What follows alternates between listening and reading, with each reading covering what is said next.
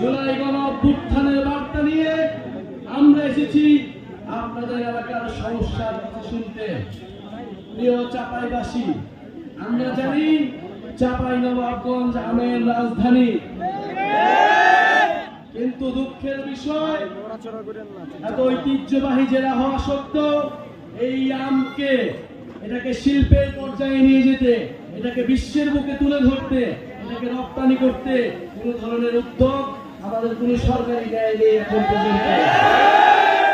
প্রিয় চাঁপাইনবাবগঞ্জবাসী, আমরা জানি চাঁপাইনবাবগঞ্জ রেশম শিল্পের জন্য বিখ্যাত, কিন্তু এই রেশম শিল্প দিনে দিনে হারিয়ে যাচ্ছে।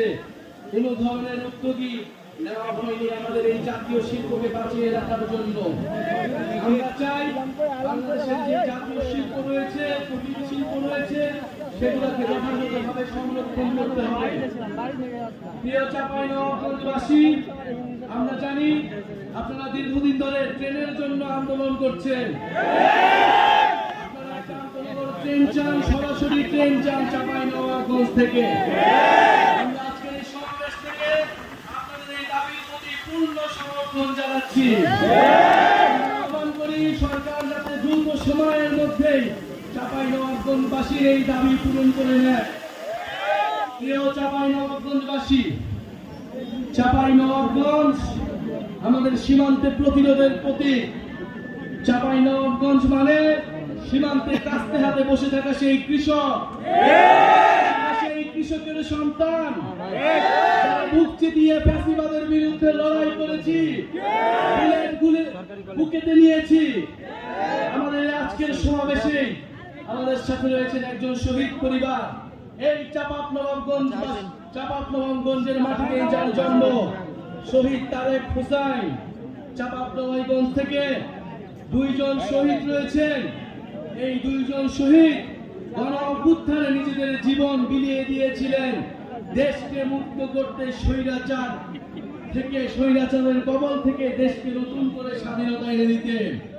আমরা সেই শহীদদের শ্রদ্ধা বলে স্মরণ করি এবং সেই শহীদরা যেই আকাঙ্ক্ষার জন্য, যেই নতুন বাংলাদেশের জন্য জীবন দিয়েছিল, আমরা যাতে সেই নতুন বাংলাদেশ বিনির্মাণ করতে পারি।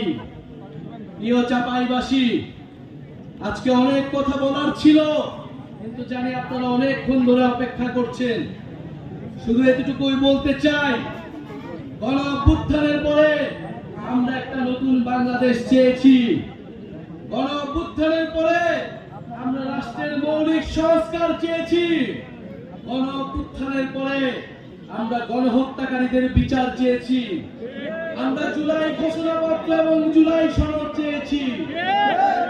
প্রিয় চাঁপাইবাসী, আমরা জানি এই সকল দাবি আপনাদের মনের দাবি। চাঁপাইনবাবগঞ্জে কর্মসংস্থানের কোনো ব্যবস্থা নেই। এখানে শিক্ষা, চিকিৎসায় এই এলাকার মানুষ দীর্ঘদিন ধরে বৈষম্যের শিকার, অবহেলিত হয়ে রয়েছে। আমরা এই সকল বৈষম্য থেকে দূর হবে বাংলাদেশের সকল জেলা, সেই স্বপ্ন দেখি। প্রিয় এলাকাবাসী, আমরা আজকে এসেছি আপনাদের কাছে জুলাই গণ অভ্যুত্থানের বার্তা নিয়ে।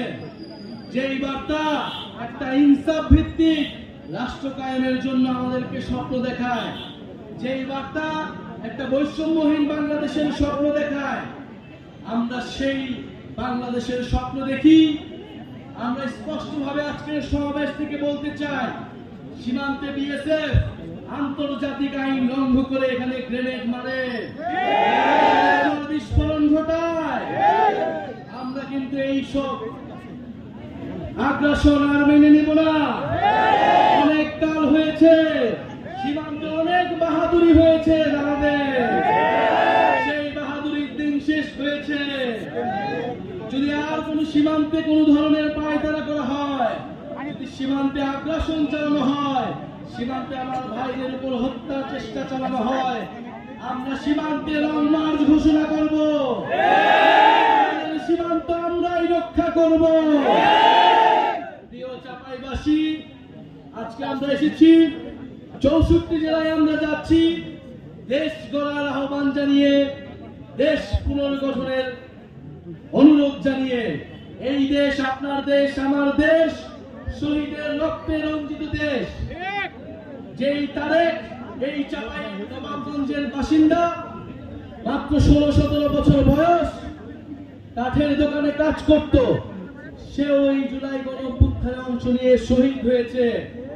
আপনার সন্তানেরা শহীদ হয়েছে, আহত হয়েছে দেশ সংস্কারের জন্য, নতুন বাংলাদেশের জন্য, সমৃদ্ধ বাংলাদেশের জন্য। সেই স্বপ্ন পূরণ করা আপনার আমার দায়িত্ব। আপনার আমার কাছে সেই স্বপ্ন হচ্ছে আমানত। সেই